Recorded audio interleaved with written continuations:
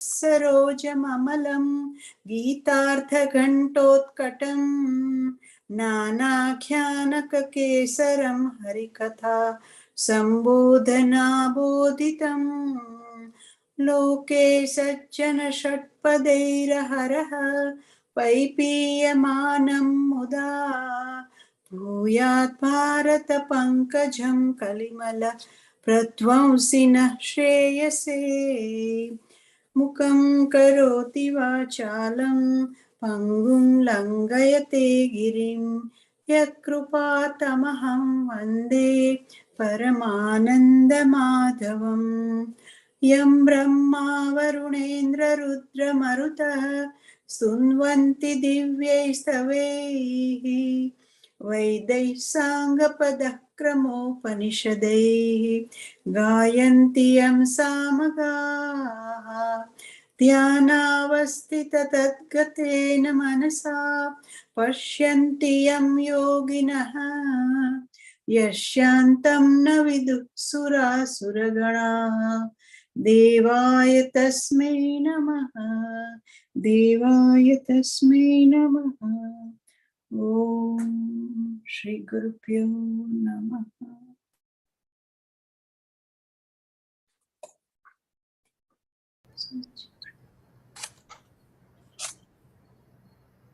ॐ नारायणः परो व्यक्तात् अण्डमव्ययसम्भवम् अण्डस्यान्तस्त्विमे लोकाः सप्तद्वीपा च मेदिनी ॐ सहनाववतु सहनौ भुनक्तु सह वीर्यङ्करवावहै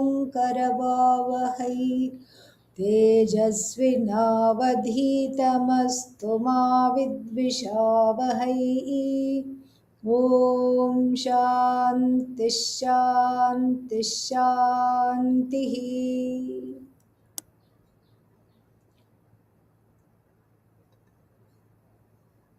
Concluding verse number 18, I think, yeah, verse number 18,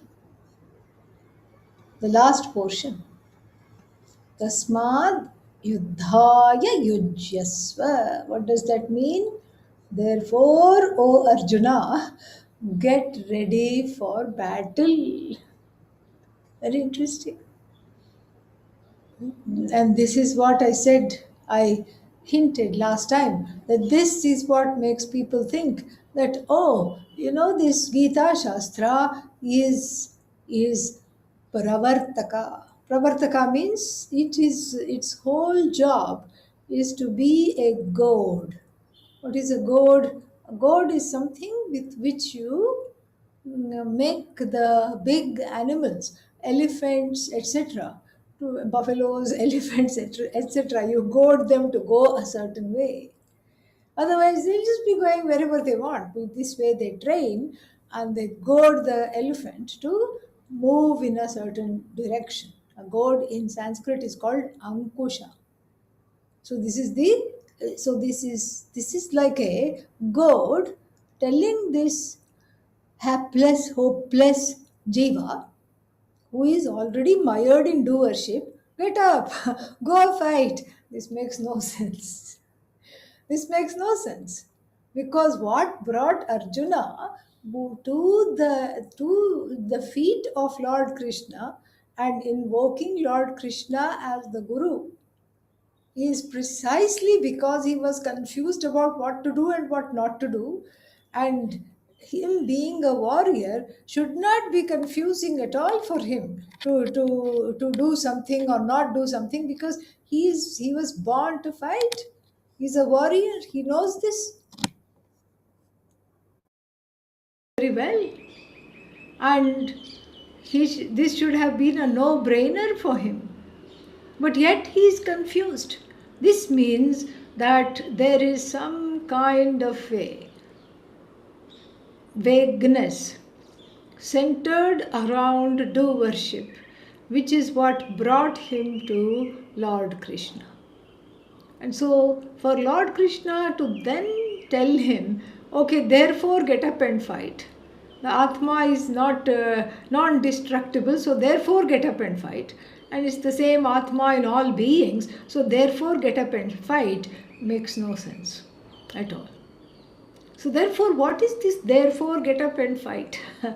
Here, Bhashyakara, Adi Shankara, in his commentary, says that this is not an injunction for action, but it is definitely to be understood. The words therefore get up and fight are to be definitely understood as an injunction to follow a dharmic life. Because it is only after following a dharmic life that even the message of the Bhagavad Gita, in the form of in the form of the essence of the vision, saying you are not the doer, you are not done in by other people's doings, will only make sense when one has completely understood what is dharma, what is the righteous ways of living, and when one follows them. Then only the teaching makes sense. So this is how it has to be understood, not as an order of Lord Krishna, go and fight.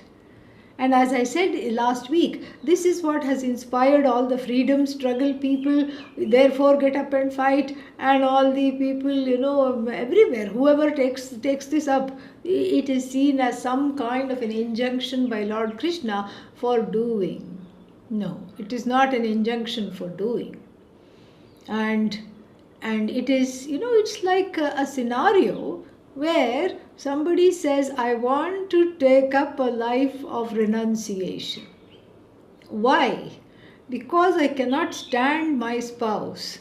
Okay, so then if somebody went to a Swami and said, I can't handle my significant other, and in fact the word significant has dropped, it is now just the other, and I just want out of this marriage, and it will look bad if I apply for divorce. And so instead of a divorce, what can you do? You just give me sannyasa. What is sannyasa? Sannyasa means renunciation. What is that? The life of a monk. What is the life of a monk? Like you get an official certificate of permission to drop out from society and from all your relationships and duties. Very nice. When the going gets tough, the tough get going. And Krishna, let's not forget what we have studied prior to this. And and Krishna already saw signs of this in Arjuna. At the beginning of the second chapter, where he said the following. What did he say? Guru nahatva hi mahanubhavan bhaiksham. So bhaiksham, to beg for alms rather than killing gurus and all the elders who are standing on the other side. Guru means this, archery guru. So instead of doing all this, it's better to lead a life of alms. Shreyo bhoktum bhaiksham api iha loke. He had already ordered a pair of robes from Amazon.com, orange robes. And he was getting ready to go to Rishikesh, which is about a day's journey from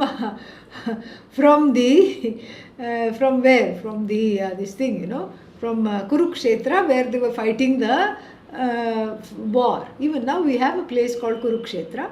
And from there, if you go to Haridwar, Rishikesh, it's by walk. It is, you can finish it in a day or day and a half. So he was already wanting to go sit under a tree and not fight, as a way of not facing that which he was afraid of. Renunciation from action is different from cultivating an attitude of non-doership. So, cultivating an attitude of non-doership is what is called karma sannyasa. This is a prerequisite to sarva karma sannyasa, You just add the word sarva in front, which means renunciation of actions, when one is ordained as a monk in the tradition. Arjuna was no monk. In fact, he was a monkey where his mind was concerned. No monk there. And he, because he wanted to fight the war, he was revengeful, he was ready to go for it. The only thing that suddenly stopped him in his tracks was this feeling of my people. Had he been sent to war to a kingdom where he did not know the people, he would have had no qualms about fighting, killing, and annexing that kingdom. No qualms at all.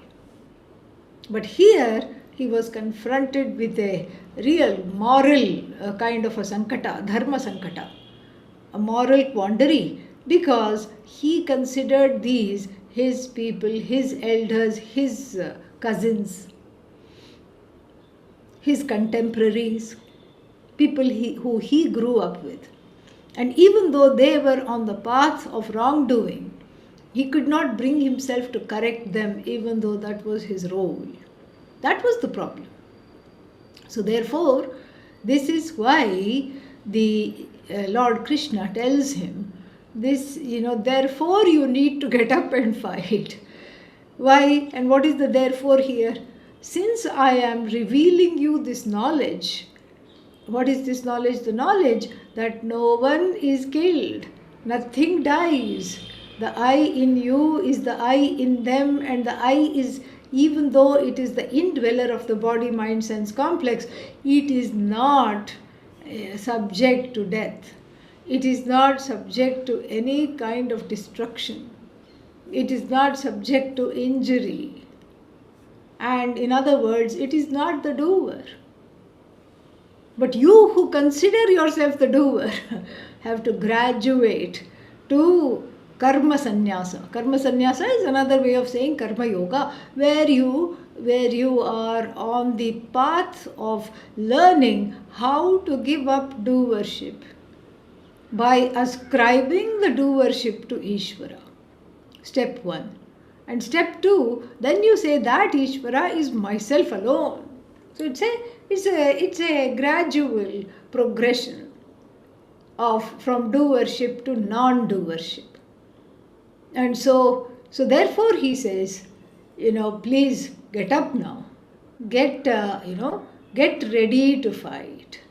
And so this is and then Adi Shankara in the Bhashya concludes, Shoka mohadi samsara karana nivrityartham Gita Shastram na pravartakam iti. The vision of the Bhagavad Gita and its purpose is redemption from sorrow and delusion. What is sorrow and delusion? What are they? Samsara karanam. They are the cause of samsara. If you think of samsara, it's not out there. People think, oh, all this is samsara. Why are there so many shops selling, cakes and confections and everything? Why are there so many things that tempt me? That is samsara. Why are there so many people by whom I am put off? That is samsara. No. Samsara resides here, between the temples. Samsara resides. How do you say that? Because that is where you recognize samsara. Where samsara is recognized. What do you mean where samsara is recognized? Where pain, sorrow, fear are recognized, that is what is samsara. And the ahankara does a wonderful job of ascribing it. There is a powerful transference. This is a psychological term. There is a powerful transference. This is, I think, a kind of a collective transference, because it happens, everybody does this kind of a transference. And so everybody is projecting their pain onto the world. This is what happens. Onto other people, onto circumstances, onto situations that one cannot overcome, onto something that one does not like. So this is why samsara, it's easy to recognize as, as something confronting oneself. But really speaking, what is samsara? Samsara is something that is recognized as painful, not going my way. All the things I want, I am not able to change. I'm not able to get, and to add salt into the wound. All the things I do not want, I get in double helpings. And so this is what is samsara. Shoka and moha, delusion with regard to priorities, with regard to where to go from here, with regard to how to overcome sorrow. Because really speaking, there are many methods of overcoming sorrow, You can go to a movie, 2 hours later, you overcome the sorrow. Oh, but in pandemic, no movies. Yeah, but you have, what is that called? Some flicks, Netflix. So you can watch something on the, you can watch something there and numb out the pain. This is moha. This is moha. This is what is moha. And then moha means that there is some, there is some delusion and confusion with regard to priorities. The priorities are not very well thought out. And the priorities are not, there is some kind of a confusion.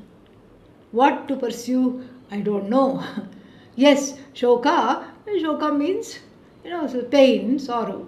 Sorrow is there. But then usually people take the recourse to removing sorrow in the most immediate way, because they cannot stand sorrow. And the most immediate means what is immediately available as an object, as a potential object of happiness. The Atma is also immediately available. I know I am. But it is not looked at as a recourse for sorrow. Understanding the Atma comes last. Why? Because it is not it's not objectifiable, even though it's readily and available and evident. It is self-evident. In fact, it is the one that object in whose presence everything becomes an object. But still, that is not understood. So whatever is readily available to objectify, that is what attracts as a tool for sorrow removal. And then falling prey to such tools, what happens? What happens is that one has a problem. One has a severe problem, because one keeps on choosing that which is finite while still continuing to yearn for the infinite. This is the problem. So you see, moha, delusion, and shoka, sorrow, are very much, they dovetail into one another. They are connected, because the moha exacerbates the shoka. The more deluded one is with regard to one's priorities and one's, whatever one wants to do in life, etc., etc. Even though one is, the more one is deluded, what happens? The more one chooses wrong means of eradicating the sorrow, which leads to more sorrow. It's a self-fulfilling prophecy. Oh, I can never be happy. It becomes a self-fulfilling prophecy. Oh, this time also I chose the wrong thing. And if knowing full well, one chooses the wrong thing again. Oh, but last time you said this is, this is what it is. Didn't you learn anything from it? Yeah, but this feels so good, so I'm going to choose it. Like this woman who came to me with a very interesting problem. She said that her closet was full of hot pink t-shirts and shirts and all clothing. And I said, oh, you must be really liking this color. No, it doesn't look good on me at all. Then what happens? She said, I really don't know what happens when I go to the shop or when I order online. I am just drawn to that. And even though I know and this doesn't suit me, I end up coming home with that. And then I feel terrible because I did that the last time, and I did this this time also, and I did this the time before. Then I said, why don't you take somebody when you go to buy something? Then that's easy because they will tell you this. She said, it doesn't work. I have tried and I don't listen to anybody who goes with me. You see, this is what it is. This is exactly what it is. Here we can laugh because it's a foolish choice and a foolish mistake which one commits, knowing full well that this is not really something to something to do. But when we amplify this mistake, when we amplify this example, these mistaken priorities, then it's a very costly mistake. And the samsara karanam, the cause of samsara is the pain, and it is the delusion which keeps the pain going and going and going with no end in sight. So the Bhagavad Gita's vision and purpose is liberation from this complicated cycle of becoming sad, becoming deluded, becoming more sad, again because of the sorrow becoming more deluded. And the purpose of the Gita is not to ask you to do something. It's not some kind of injunctions or prohibitions. That is not the thing. So to put it, in Sanskrit, Gita is a Nivritti Shastra, not a Pravritti Shastra. Pravritti means that which is the Pravartaka, which makes you do something.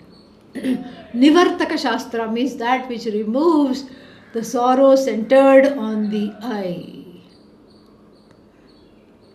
And then, to buttress his point, the Lord gives two examples. From where? From the Shruti. Which Shruti? The Kathopanishad, which, as I have mentioned in a few classes ago, has a resonance because the Bhagavad Gita takes certain verses verbatim from this Upanishad. There is a resonance, and we have already talked about the picture of the Bhagavad Gita.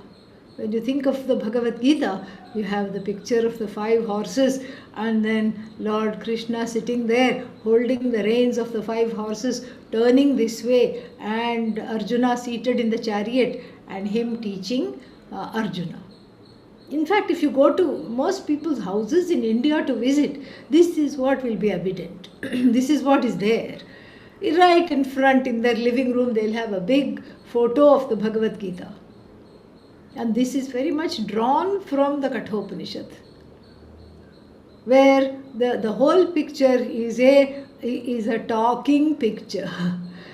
So it's a walkie-talkie. What does it say? It says wonderful things. Because the Kathopanishad it unpacks this allegory of the picture of the Bhagavad Gita.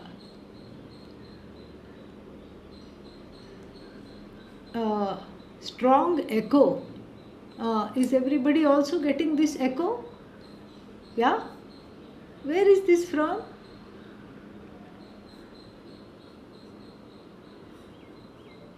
Okay, so not for some people are not getting it, and some people are getting it. Let's see what to do. I'll try muting everybody again, and let's see how that goes. Okay, that should help. Yeah, that should help. Okay, so now this is the so the shoka and the moha are removed. How? If you want to see it picturized, then what do you see? You see these horses. The horses are the sense organs. The chariot is the body. And the one sitting in the chariot looking morose is the jaded, faded jiva occupying this chariot, the ahankara, the Ratha Swami, the one who owns up this as my body. And then the horses, of course, are the sense organs because they like to graze in the realm of the sense objects. Then what? Then we have Lord Krishna is the Buddhi. What kind of Buddhi? Sad Buddhi, a good Buddhi, a non deluded Buddhi that holds the reins of the sense organs. What are the reins? The reins are the mind, which directs the sense organs to go here, go there. But the mind should be directed by the buddhi, otherwise the mind also goes and starts grazing in the garden of the sense objects. And so therefore the mind is the first level of restraint in the form of the reins, and then the buddhi in the form of Lord Krishna is the one that's the final level of restraint. And this buddhi, we can call this here some kind of an inner guru that guides the hapless, hopeless ahankara into the proper priorities. This is what the Bhagavad Gita is supposed to do. Not try to ask you to do something and, to not do something. And so to illustrate this, the Lord Krishna quotes two kinds of verses, mantras from the Kathopanishad. Two mantras are quoted from the Kathopanishad, and then they are also kind of taken verbatim with a little bit of tweaking here and there to fit the meter of the Bhagavad Gita. Let us chant the 19th verse. Ya enam vetti hantaram yaschainam manyase hatam. Ya enam vetti hantaram yaschainam manyase hatam. Ubhau tau na vijanitah nayam hanti na hanyate. Ubhau tau na vijanitah nayam hanti na hanyate. Yaha, the one who, enam, atmanam, this atma. The enam here means this. And what does it refer to? The atma, the I. The one who looks upon the I, veti, the one who knows or mistakes the I to be what? Hantaram veti. Hantru, killer. Hantaram means the one who considers the Atma to be a homicidal maniac, a killer. Or, yahacha, further, enam, this Atma, enam Atmanam, manyate hatam. Or the one who thinks the Atma is subject to death. Very interesting verse. Ubhau tau, these two people, who the one who knows the Atma as the killer and the one who knows the Atma to be slain, to be subject to be killed. Ubhau tau na vijanitah, they don't understand. What do they not understand? Na ayam hanti na hanyate. The Atma is not subject to either being a killer or being killed by some other force. You can see why the Lord quoted this verse. Because this is in the Bhagavad Gita, which is set in the Mahabharata war. This killing is a very pertinent reference, because after all, Arjuna was very frightened of killing his own people. So you can say, here it makes a lot of sense. But in the Kathopanishad is not in a wartime setting from where this verse has been taken. So what explains this verse in the Kathopanishad? Why did the Kathopanishad get all violent and bloodthirsty and talk about the Atma neither as the killer nor as the killed? This is because we have a maxim. And what is the maxim? It is called Prathama Mallanyaya. Prathama Mallanyaya means if you want to, there is a little story behind it. So if you want to become the village wrestling champion, what do you have to do? You have to unseat the current village champion whose name is Malla. Okay, so you have to unseat that fellow, and then you can then become the reigning champion. So in order to be the reigning champion, you don't have to go from door to door and fight every kid on the street. That's not what you need to do at all. Correct? And so therefore, this is very, very interesting that here the Gita uses this particular maxim, because what is the worst thing that can happen to one? Death. What is the thing that people are most afraid of? Again, the answer is death. What is the thing that people hate? Death. What is the thing that is people are frightened of? Death. What causes deep sorrow and moha? Death. For all that, the answer is death, because we can't handle death. As a culture, you cannot handle death, especially in the West, because there is no teaching about what happens afterwards. There is no rebirth to cushion. The concept of karma is not there to cushion this idea that everything is just gone, ended, finished. And so that is the worst thing that one can do to one. That is the worst thing that can happen to one. And so this is what is the Prathama Malla. So if you remove the doership for the Atma at the level of killing and being killed, then all the other things are already taken care of.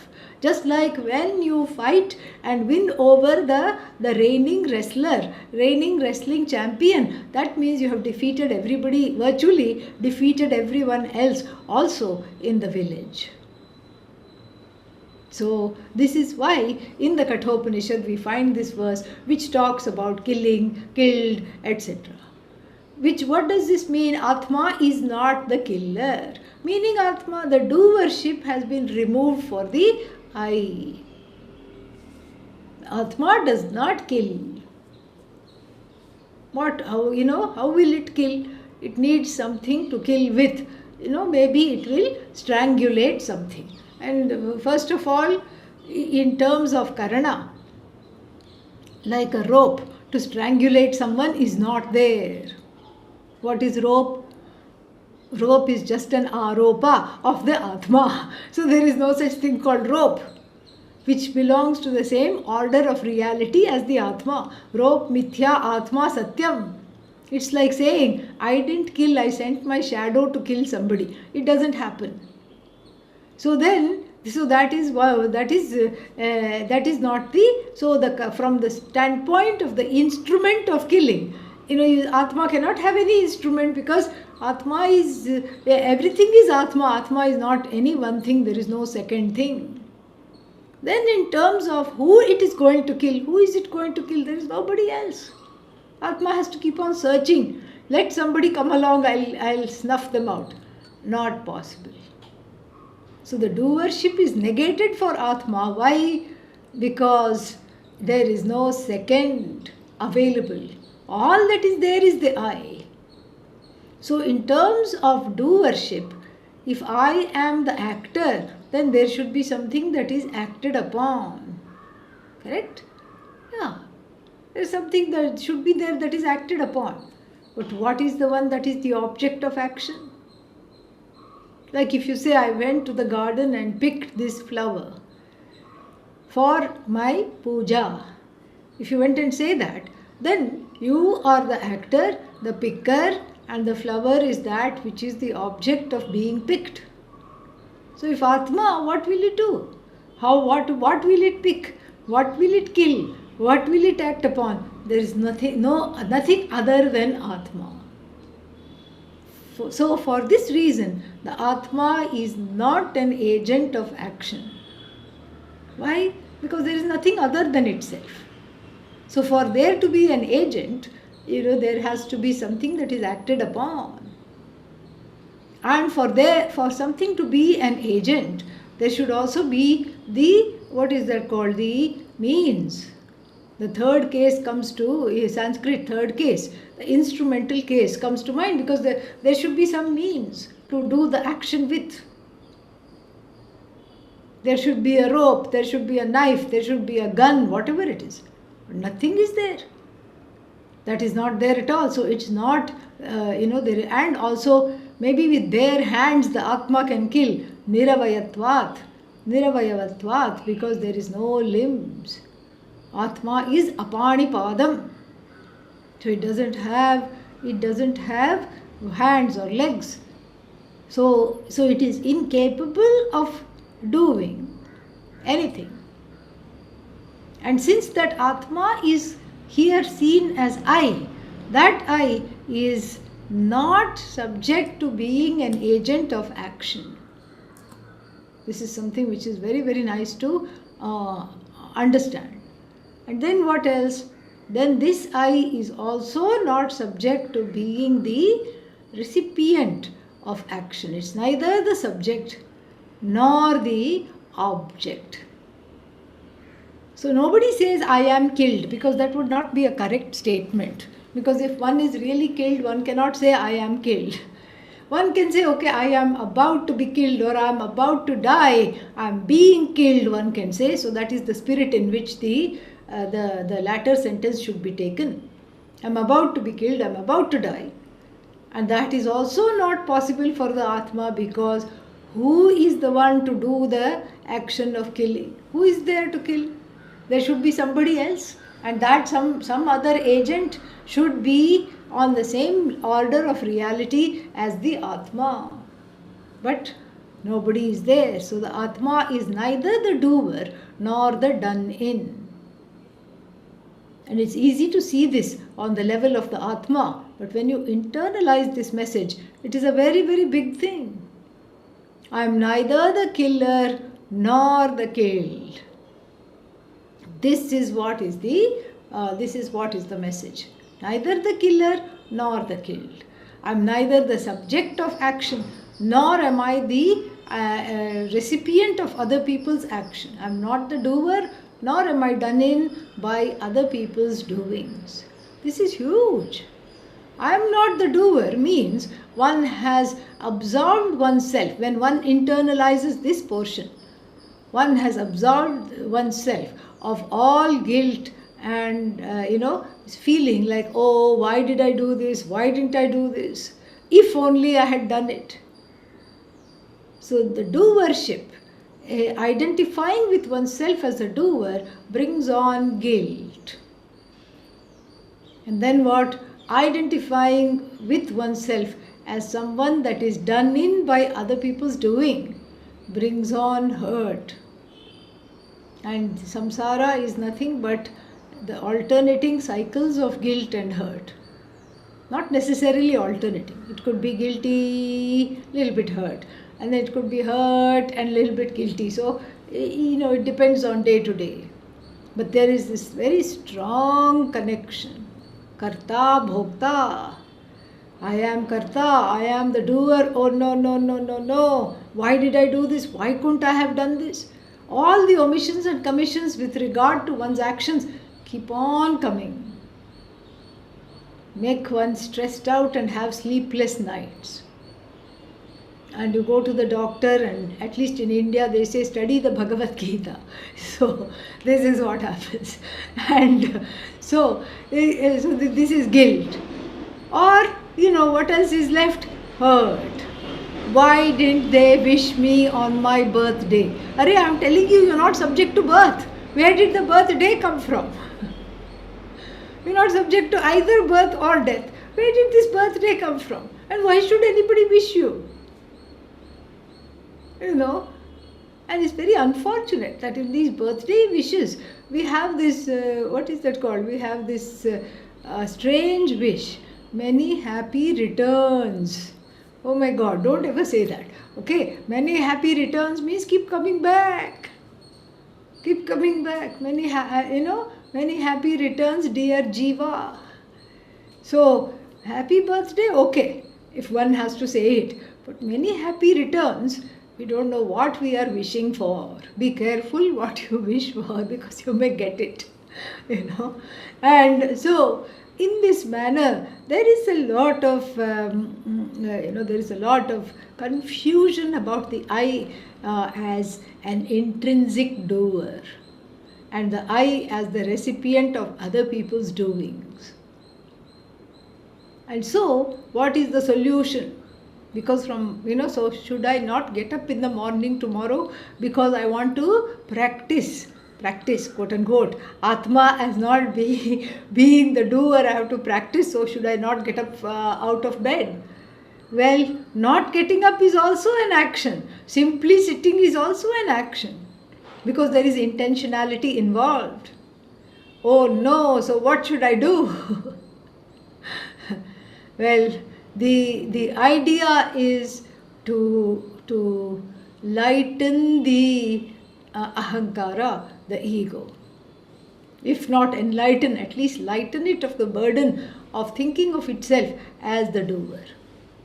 Because the truth is, from morning to night, one keeps doing things. And the key here is to look at the lives of saints, like Adi Shankara himself.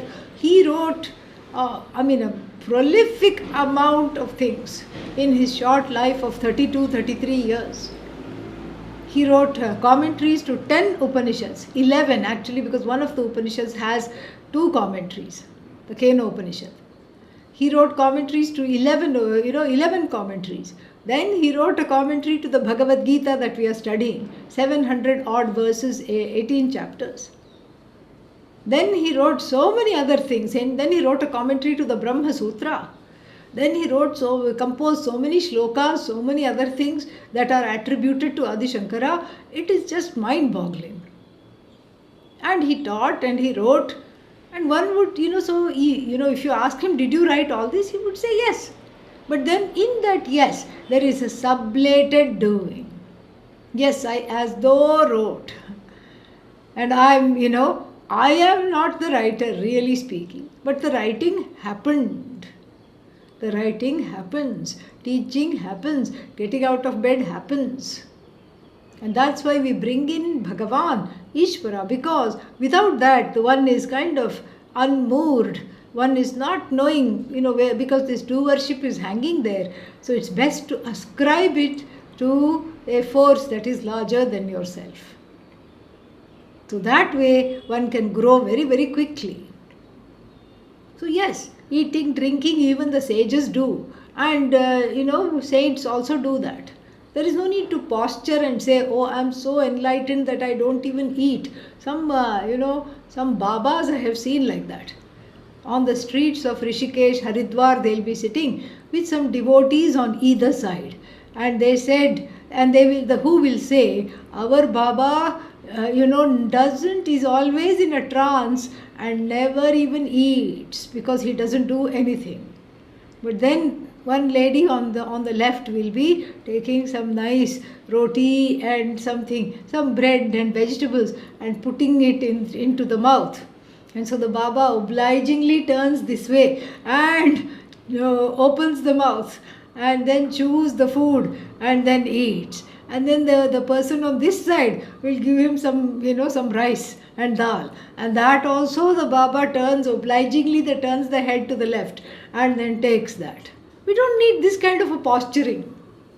And everybody is very impressed. And sometimes for extra effect, he pretends to be, after he is full, of course, he pretends to, just to dribble some of the food out. And they say, oh, he has so much dispassion that he is not even chewing the food. And they are very worried he'll become very thin and get emaciated. And so for good measure, they feed him badam milk after a full meal. Some kind of a milk with almond meal in it. Almond meal and honey and saffron milk. And so we don't need this kind of a posturing. We don't need to adopt this kind of a way of being, which is at best what is that called? At best a kind of a masquerading. That's not what is needed here. The orders of reality have to be kept in mind. But, for some reason within the Indian spiritual culture, there are all these ways of referring to oneself so that one does not think of oneself as the doer. Like some people overtly refer to themselves in the third person.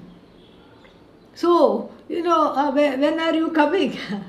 Well, so and so. They refer to themselves in the third person. That is also not needed.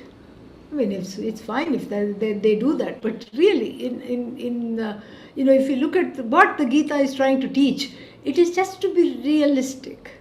Realistic meaning, firmly be planted in the empirical order of reality, while knowing that that is just a, diving board to understand yourself as not part and parcel of this. So because you see that the journey is from having a subjectivity, to live in your own world. That is what is the penchant, the habit of someone who is living, who is thinking of oneself as the doer and the experiencer of one's other people's doings. One lives in a subjective reality. That is what is shoka and moha. Delusion, sorrow, pain, anger, all this is a subjective reality. Fear, subjective reality. So from the subjective reality, one cannot straightaway go to the only reality of oneself. That will not work.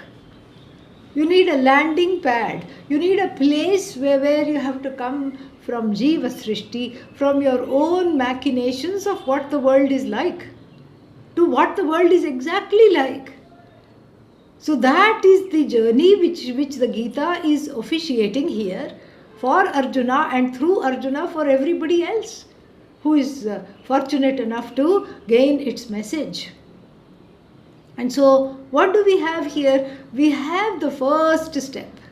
The first step is to understand, the Atma is not the doer, but yet I have so many things to do. Why? Because I have been born related to people.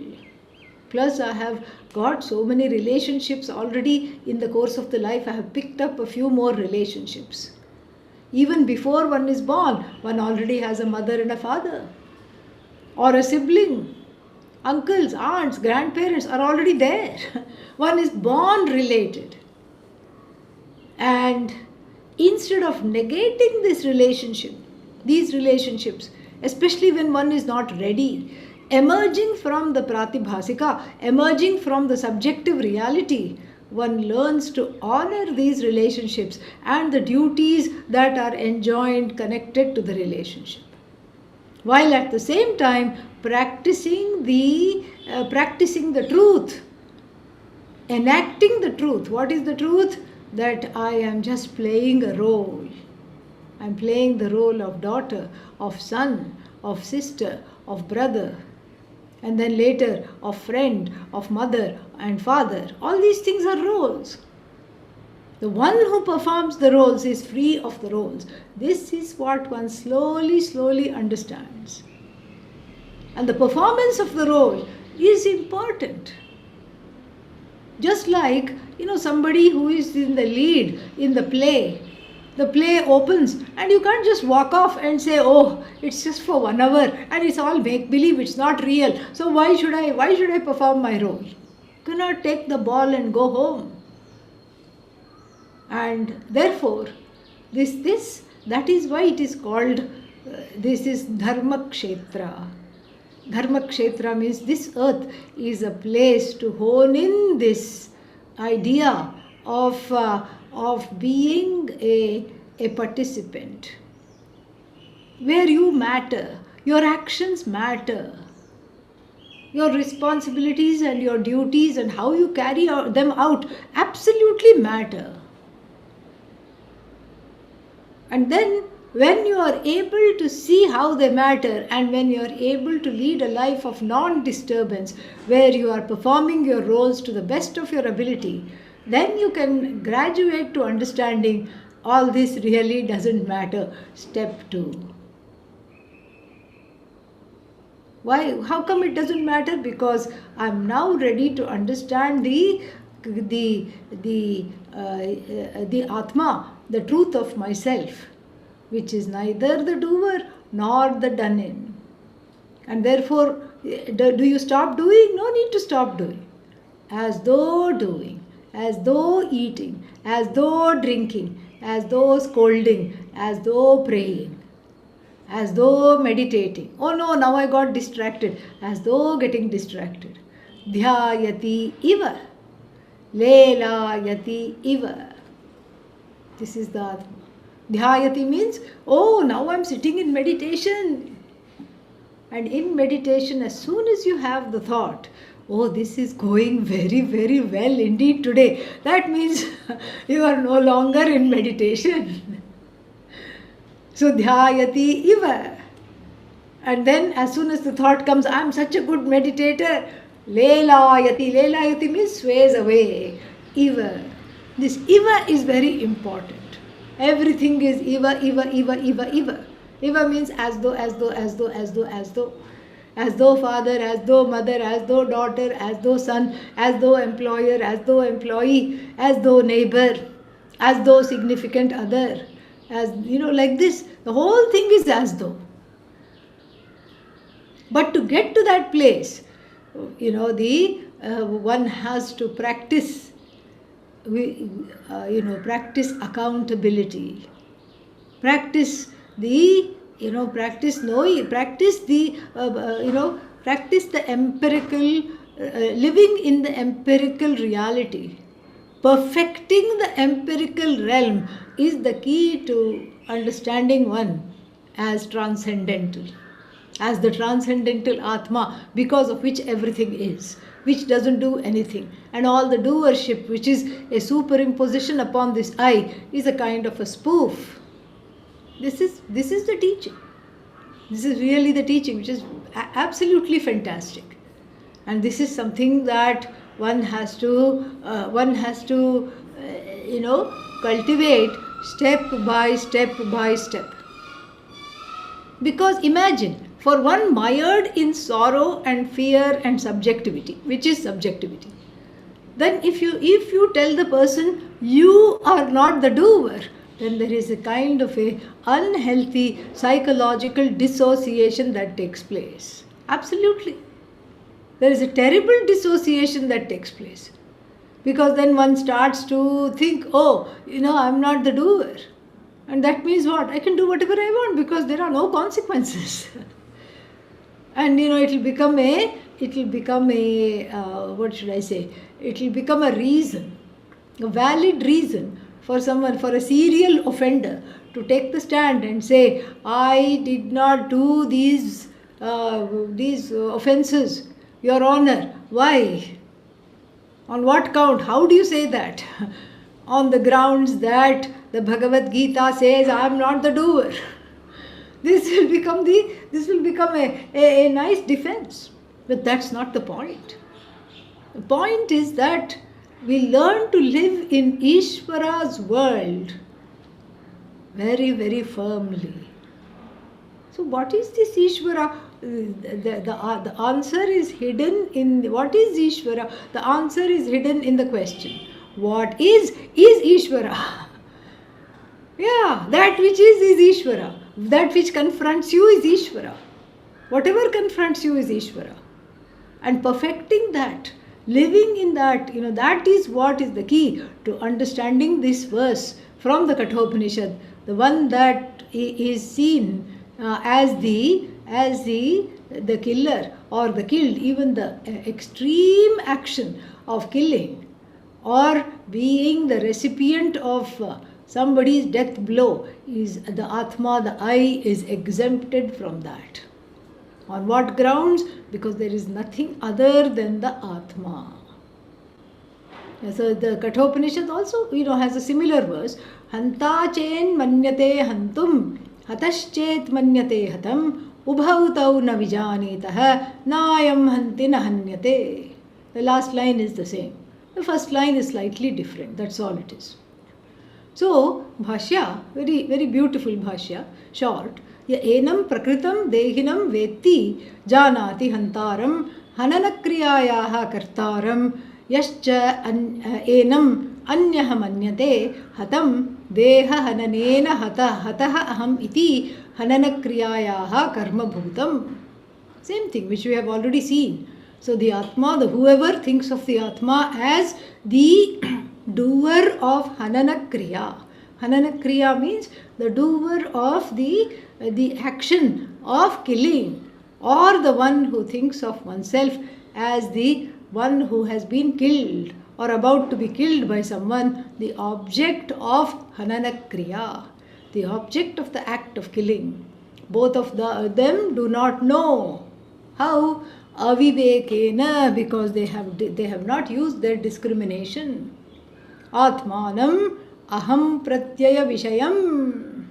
They do not know, they do not understand the I as they do not understand the I as free of these two actions, either the doer or the done in. Why? Because they don't have discrimination. They do not know the I as the subject of the Atmanam Aham Pratyaya Vishayam. They do not know the Atma as Aham Pratyaya Vishaya. Vishaya, object, Aham Pratyaya, I cognition. They do not know the Atma as the subject of I cognition. The Atma is basically I cognition, is one and the same as I cognition. This they do not know, unfortunately. And since they do not know this, they suffer. They suffer. Hanta aham. How do they suffer? Hanta aham. Oh no, I have done a terrible thing, I killed something. Hataha asmi aham. Oh no, I'm done in, I'm dead. Iti deha hananena atmanam yo vijanitah yau vijanitah tau atmaswarupa anabhignyau. These people are not familiar with the Atma, with the I, as not subject to action, or subject to the result of action, or subject to being done in by other people's action. It's neither the agent nor the object of action. The I is not understood. Why? Why is that not understood? Avivekena. Aviveka means no viveka. No viveka means what? There is no thinking here, no discrimination. And aviveka also means for lack of, what is that called? For lack of priorities. The proper priorities are not there. One is so mired in dehatma buddhi that the Atma has now become idam pratyaya gochara, not aham pratyaya gochara. So the Atma is confused for Anatma. Anatma is taken to be Atma. This is aviveka. Two kinds of aviveka. One is not seeing myself for what I really am as unfolded by the teachings. Not seeing myself as free of being an actor, not seeing myself as infinite, not seeing myself as the truth of this whole universe, not seeing myself as not subject to death. And then, so that is one thing. That is, the part one of Atma Ajnanam. Aviveka is Ajnanam really. So part one of Atma Ajnanam is not seeing myself as how the Upanishad describes me. Not seeing myself as glorious, as Ishvara, as one because of which everything is, as that self-evident consciousness which is not subject to hurt, guilt or any other, is not the object of other people's action. Then there is a twist. Another part B of Atma Ajnanam is, since I do not know who I am, I take myself to be what I am not, frequently, all the time. That's where Dehatma Buddhi comes into the picture. I am as good as the body. I am as good as the mind. I am as good as the senses. If something happens to the body, I am done in. If something happens to the mind, oh no, I am gone. And people forget. One day somebody forgets where they put their keys, and these days they immediately come to the conclusion, I think it is early onset of dementia. Have to do something about it. have to start eating some berries, antioxidants, and then have to start, practicing some games, some mind games which keep the brain intact. So like this, there is all this. I mean, by all, we like people to have, brain games. We keep the brain intact because we can use it for studying Bhagavad Gita. That is wonderful, to keep the brain sharp. But to come to this kind of a conclusion, I'm done in. And all the, why did I do this? I'm an idiot. How did I let them do this to me? I'm a,